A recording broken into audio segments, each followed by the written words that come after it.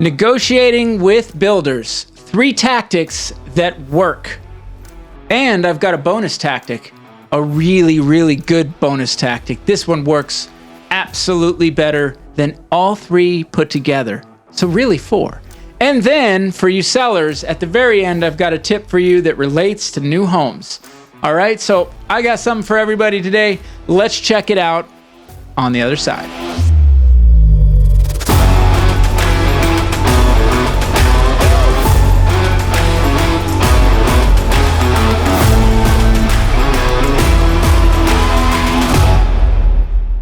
Hey everybody, I'm Rob Howe with Elite Realty.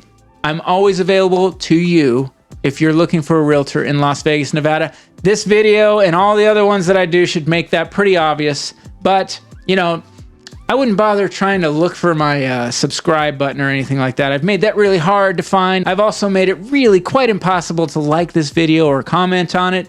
Wink, wink. All right, folks. I'm going to jump right in. Let's go to number 1. The number 1 tactic, not necessarily in order, folks. This is just my number 1 tactic here. You got to know the market. Whether you are not interested in buying a resale or not, you need to know what's happening with inventory on the resale market. It may mean that you either have a better opportunity to negotiate with builders or you don't have much of one at all.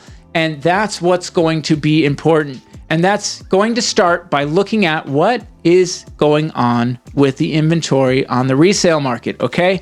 So check what's happening. If there's not enough resales, people are moving to new homes. And of course, many people just want to buy a new home, okay? But even if you're in that situation, you should be looking at, and if you don't know how to do that, you should have an agent do that for you and check out what's happening with the inventory in the area of the new homes that you're looking at, okay? That's going to help you with your negotiation. You got to know that.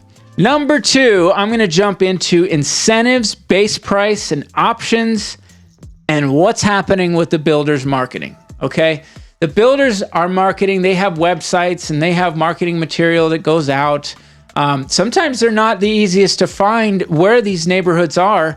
So, you know, you need to know where are these builders building? They don't make it that easy. I mean, it's a little harder than it should be to find where some of these sites are at. If you're looking from out of state, you got to find somebody that knows where those properties are at, where these new homes are being built, and what the incentives really are, because this marketing material, well, sometimes it borders on bait and switch and deceptive trade practice. That's my opinion, folks. And that's why you can't trust the marketing material completely. You've got to go and talk to the sales agent and ideally get this stuff on paper that is really what they're talking about. A lot of times they're telling you the base price. This is a well-known one. Okay, you're looking at the base price, but really once you buy that property, you're looking at much more. It might start out at $800,000 base price, but by the time you actually make it into anything like that model home, it's $1 million. You know, look, it's like poker. They don't want to tell you everything that they can do up front. So sometimes you have to be able to explore what are the incentives, what are the options, and then start chipping away at what you can negotiate on. The time of year is important with this as well. The end of the month, the end of the year, this is when builders want to close out and might be more, they have more incentive to close with you, so they might give you more incentive. This is important to know. When they're closing the community, they're going to sell the model homes. These can be a little bit of a different animal, so you got to know what the differences are with the model homes and why they are. Now, they built them maybe a couple of years prior, so they already, the bumper to bumper on those has already, it lost a couple of years. Well, you want to make sure the builder's going to put it up to a standard that is like a new home. Oftentimes they're advertising a price, but they're giving you incentives based on the base price, okay?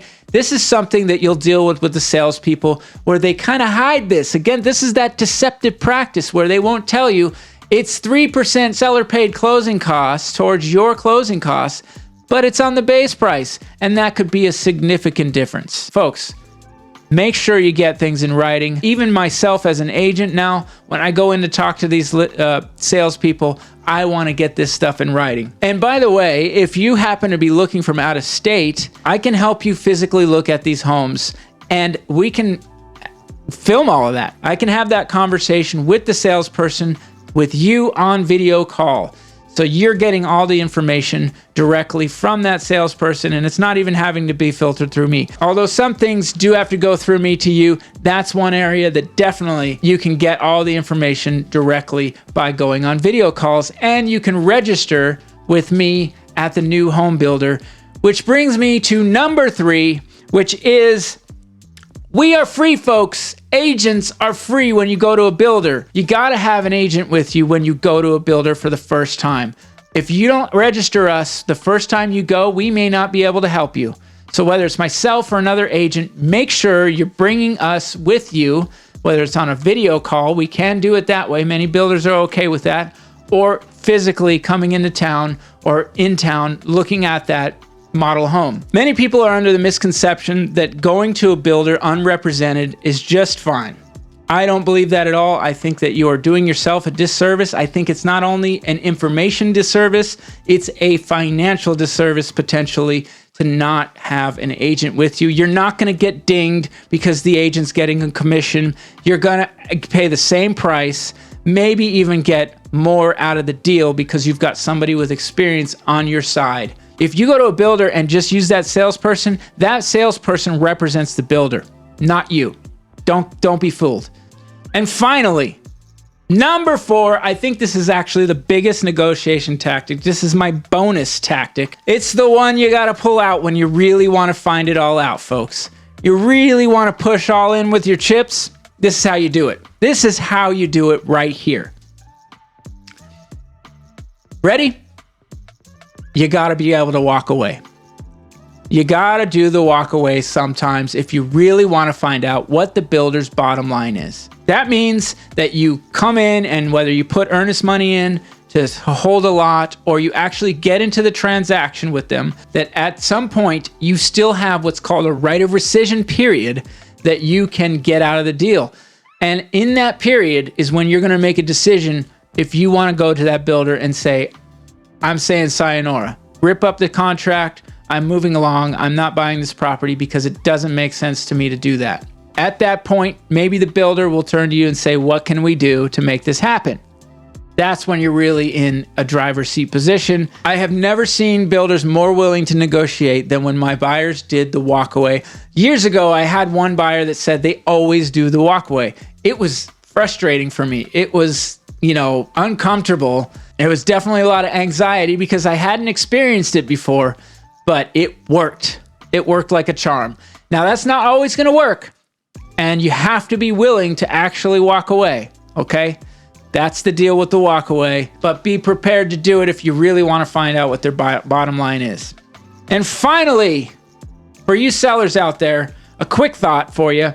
When it comes to having the full perspective and understanding when you're selling your home, if there are new homes that are like your home in the market, you need to know all about them. You need to know what they're giving as incentives. You probably should visit the new homes or at least have your agent do so to make sure that you're in line with the pricing and what they're offering. Because if those new homes are a better deal than you, you're doing something wrong unless you've got a house that has a number of items that are above and beyond what that builder is offering. So that's it, folks. I hope my tips have helped everybody out there. And again, if you're looking for a realtor that really knows how, well, now you know how. Rob, how that is. I'm all about houses and you. So when you're ready, please contact me. I don't care if you throw a rock through my window with a note tied around it. If you call me, that's great. If you text me, if you email me, all of that information is down below. I've made it really difficult to subscribe to my channel, so don't bother looking for the subscription button right down below or liking this video. Hey, folks, one last thing.